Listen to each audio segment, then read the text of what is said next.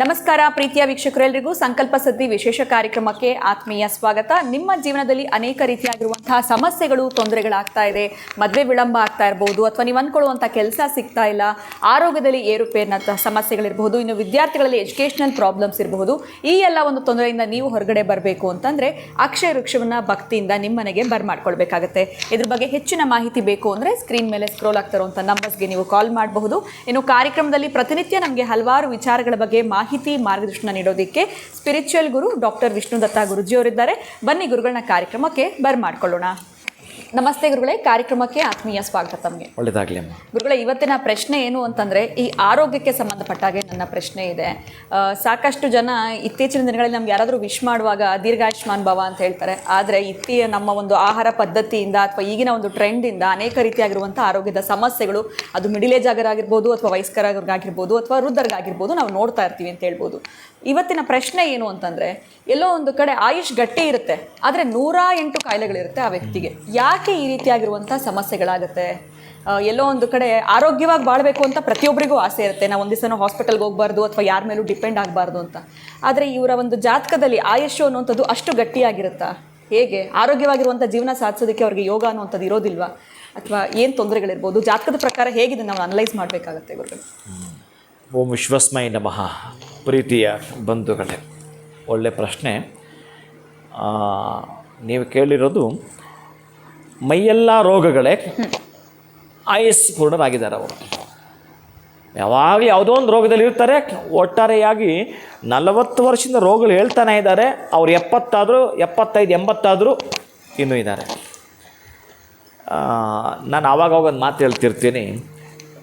ಪ್ರತಿಯೊಬ್ಬರಿಗೂ ಕೂಡ ಅವ್ರದ್ದು ಒಂದು ಜಾತಕ, ಅದೊಂದು ಮ್ಯಾನ್ಯುವಲ್ ಅಂತಕ್ಕಂಥದ್ದು, ಒಂದು ರಿಪೋರ್ಟ್ ಅಂತಕ್ಕಂಥದ್ದು.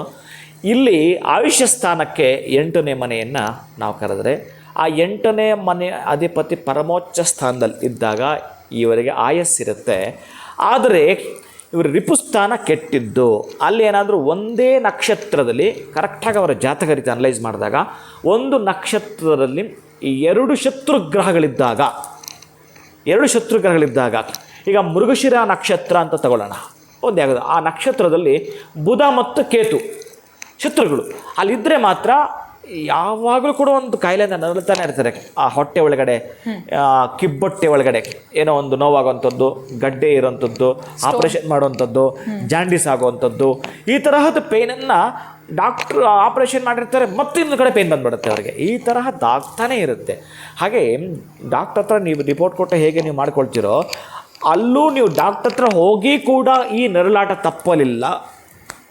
ಎಲ್ಲೋ ಒಂದು ಕಡೆ ನಾನು ಬೆಡ್ ರಿಡನ್ ಆಗಿಬಿಟ್ಟಿದ್ದೀನಿ, ಏನೋ ಒಂದು ಕಾಯಿಲೆ ನನ್ನನ್ನು ಕಾಡಿಸ್ತಾನೆ ಇದೆ ಅನ್ನೋದಾದರೆ, ಮತ್ತು ಅದಕ್ಕೆ ಅಶುಭ ಗ್ರಹದ ದೃಷ್ಟಿ ಇತ್ತು ಅಂತಂದರೆ ಇನ್ನು ಬೇಡವೇ ಬೇಡ. ಯಾವಾಗಲೂ ಅನಾರೋಗ್ಯದಿಂದಲೇ ಕೂಡಿರ್ತಾರೆ ಜಾತಕ ರೀತ್ಯ ನಾವು ನೋಡಿದಾಗ. ಇನ್ನು ಇಂಥವ್ರಿಗೆ ಡಾಕ್ಟ್ರು ಎಷ್ಟು ಬೇಕೋ ಅಷ್ಟು ಪರಿಹಾರ ಮಾಡಿರ್ತಾರೆ.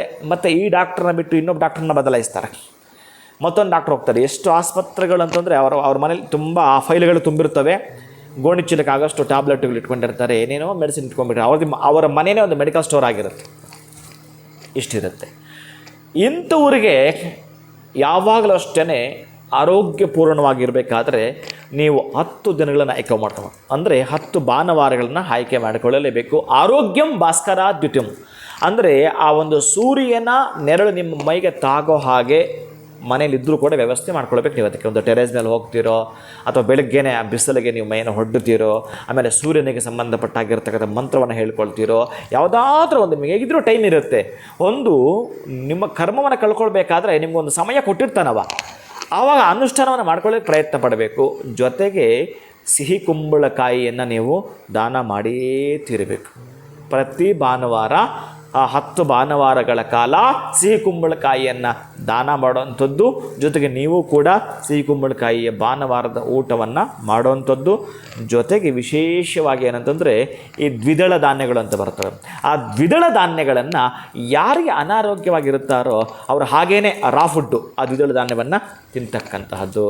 ಫಾರ್ ಎಕ್ಸಾಂಪಲ್ ಕಡಲೆ ಬೀಜ, ಹಸಿ ಕಡಲೆ ಬೀಜ, ಆಮೇಲೆ ಜೋಳ ಹಸಿಯಾಗಿರ್ತಕ್ಕ ತಿನ್ನುವಂಥದ್ದು ಈ ತರಹದ್ದನ್ನೇ ನೀವು ತಿಂತಕ್ಕಂಥದ್ದು ಹೆಚ್ಚಿಗೆ, ಜೊತೆಗೆ ಸೂರ್ಯನ ಅಷ್ಟೋತ್ತ ಹೇಳ್ಕೊಳ್ತಕ್ಕಂಥದ್ದು. ಇನ್ನು 10ನೇ ಭಾನುವಾರ ನೀವು ಬೂದು ಕುಂಬಳಕಾಯಿಯನ್ನು ಇಳಿ ತೆಗೆದುಬಿಟ್ಟು ಮನೆ ಮುಂದುಗಡೆ ಹೊಡೆಯುವಂಥದ್ದು, ಸಿಹಿ ಕುಂಬಳಕಾಯಿನ ಊಟ ಮಾಡತಕ್ಕಂತಹದ್ದರಿಂದ. ಆಮೇಲೆ ಯಾರಾದರೂ ಕೂಡ ಸುಮಂಗಲಿಯರ ಕೈಯಲ್ಲಿ ನೀವೊಂದು ದೃಷ್ಟಿಗೆ ಕುಂಕುಮದಿಂದ ಇಳಿ ತೆಗಿತಾರಲ್ಲ, ಆ ಕುಂಕುಮದ ನೀರು ಅಂತ ಅದನ್ನು ಇಳಿ ತೆಗೆದು ಬಿಟ್ಟು ಆ ನೀರನ್ನು ಎಲ್ಲಿ ಹಾಕಬೇಕು ಅಂತಂದರೆ ಸಂಪೂರ್ಣವಾಗಿ ಇಳಿ ತೆಗೆದು ಬಿಟ್ಟು ಒಂದು ಕವರಲ್ಲೋ ಒಂದು ಡಬ್ಬಿಯಲ್ಲೋ ಹಾಕಿಬಿಟ್ಟು ಬಿದಿರು ಪೊದೆ ಎಲ್ಲಿರುತ್ತೆ ಆ ಬಿದಿರು ಪೊದೆಯಲ್ಲಿ ಆ ಡಬ್ಬಿಯನ್ನು ಸಂಪೂರ್ಣವಾಗಿ ಮುಚ್ಚಿಬಿಡಬೇಕು ಮಣ್ಣಾಗಿ. ಎಲ್ಲಿ ನಿಮ್ಮದಾಗಿರ್ತಕ್ಕಂಥ ಒಂದು ಗುಟ್ಟು ಅಡಗಿರ್ತಕ್ಕಂತಹದ್ದು ಜಾತಕ ರೀತಿಯ ಕಂಡುಕೊಳ್ತೀರಿ ಎಲ್ಲಿದೆ ಅಂತ ಯಾರು ಬೇಕಾದ್ರೆ ನಿಮಗೆ ಹೇಳ್ತಾರೆ. ಆದರೆ ಪರಿಹಾರವನ್ನು ಮಾಡಿಕೊಳ್ಳಬೇಕಾದ್ರೆ ವಿಫಲರಾಗಿಬಿಡ್ತೀರಿ.